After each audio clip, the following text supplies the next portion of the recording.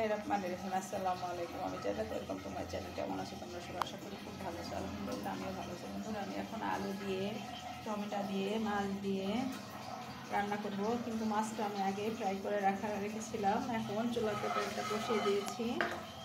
আর এখন আমি একটা তেজপাতা, 3 টুকরা দারচিনি, 2-3টা এলাচ, 2টা লং দিয়ে দিচ্ছি।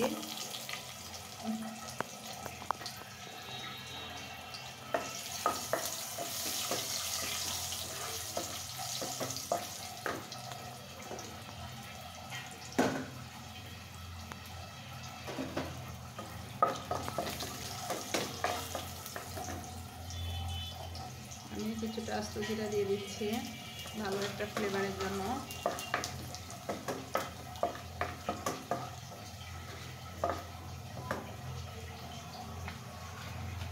আমি রসুন কুচি দিয়ে দিচ্ছি।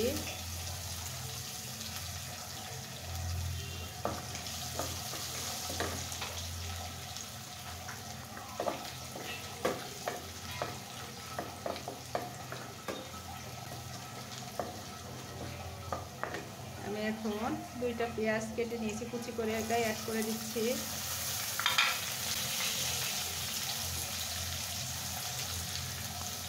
এখন এটা আমি খুব সুন্দর করে ব্রাউন কালার করে ভেজে নেব। আমি এখন এই পেঁয়াজের ভিতরে, রসুনের ভিতরে, সব মশলার ভিতরে আলুটা অ্যাড করে দিচ্ছি। আমি খুব মোটা মোটা করে কাটছি আলুগুলা, নতুন আলু সিদ্ধ হয়ে যায়।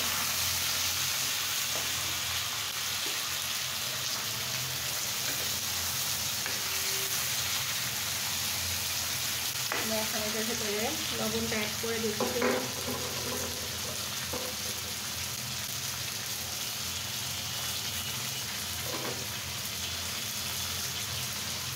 আর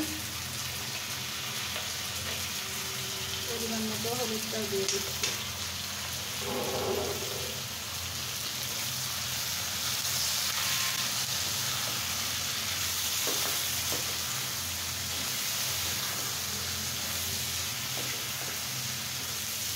আমি এখন আলুগুলা একটু ফ্রাই করে নেব।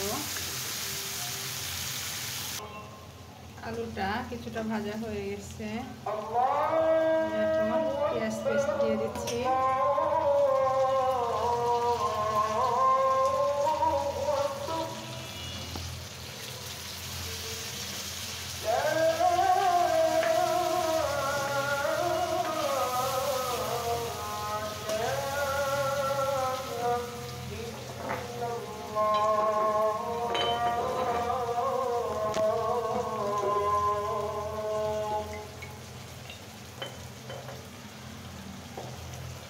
জিরার গুঁড়া পরিমাণ মতো 1 চামচ পরিমাণ,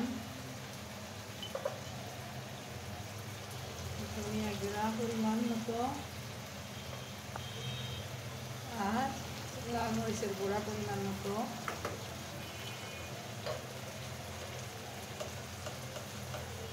আর ভাজা গরম মশলার গুঁড়া পরিমাণ মতো।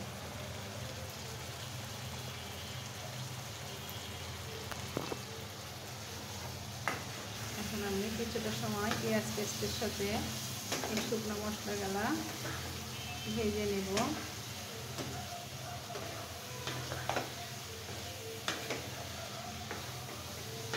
আমি যদি আলুটা ফ্রাই করতাম, করার পরে আবার আলুটা তুলতে হতো, এই জন্য পেঁয়াজ, রসুন আর গরম মশলার ভেতরে আলুটা ফ্রাই করলাম আর পেঁয়াজটা দিয়ে দিলাম, গুঁড়ো মশলাগুলো দিয়ে দিলাম, তাহলে আর আমার চেঞ্জ করতে হলো না, উঠানো নামানো করতে হলো না, এই জন্য এই ব্যবস্থা। এখন আমি এই মশলার ভিতরে মশলাটা দিয়ে একটু কষিয়ে নেব।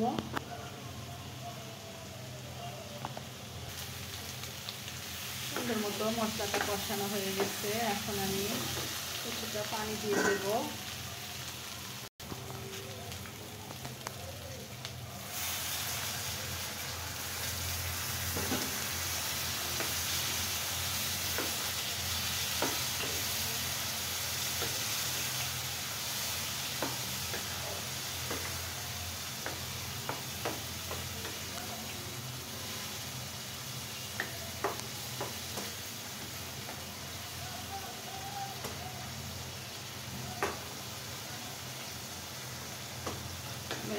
এই ঝোলটা শুকিয়ে আসা পর্যন্ত এটা আলুটাকে কষিয়ে নেব।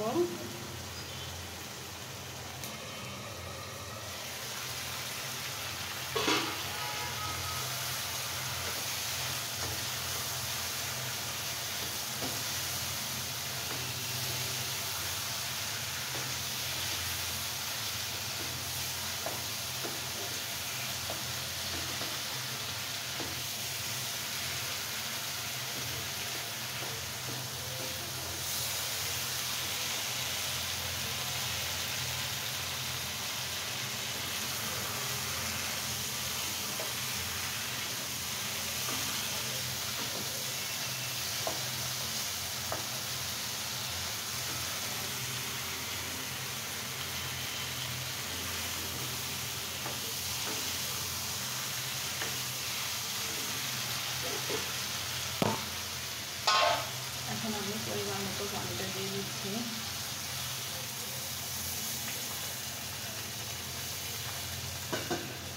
একটু ঝোল রাখতে হবে, তা না হলে আলুতে আবার সব টেনে নেবে, শেষে কোনো ঝোলই থাকবে না। এখন আমি এটাকে ঢেকে দেব ঝোলটা ফুটে আসা পর্যন্ত। ঝোলের পানিটা ফুটে গেছে।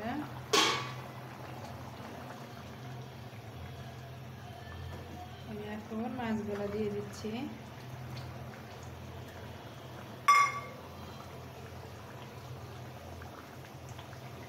বন্ধুরা, এই মাছ তোমরা যেভাবেই খাও না কেন, মাছগুলো অনেক স্বাদ। ফ্রাই খেতে পারো, ভাজা খেতে পারো, ভুনা খেতে পারো, তরকারি রান্না করে খেতে পারো, তারপরে চচ্চড়ি করে খেতে পারো, যাই খাও না কেন মাছটা খেতে অনেক ভালো। এখন আমি টমেটো দিয়ে দিচ্ছি।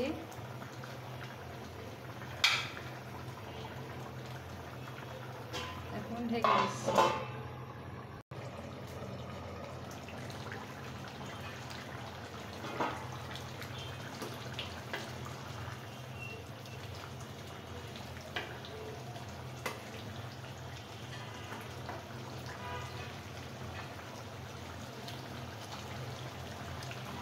বন্ধুরা, দেখতে পাচ্ছ আমার রান্নাটা হয়ে গেছে। এই পরিমাণ যদি ঝোলটুকু না রাখা হয় তাহলে কিন্তু আলু সম্পূর্ণ ঝোলটা টেনে নেবে। বন্ধুরা, আমার ভিডিও যদি তোমাদের ভালো লেগে থাকে অবশ্যই লাইক কমেন্ট শেয়ার করে দিও, আর পাশে থাকা বেল আইকনটা অবশ্যই প্রেস করে দিও। তাহলে কি হবে, যখনই নিত্য নতুন ভিডিও আপলোড করবো আমি সাথে সাথে নোটিফিকেশন চলে যাবে তোমাদের কাছে। সবাই ভালো থাকো, সুস্থ থাকো। আসসালামু আলাইকুম, আল্লাহ হাফেজ।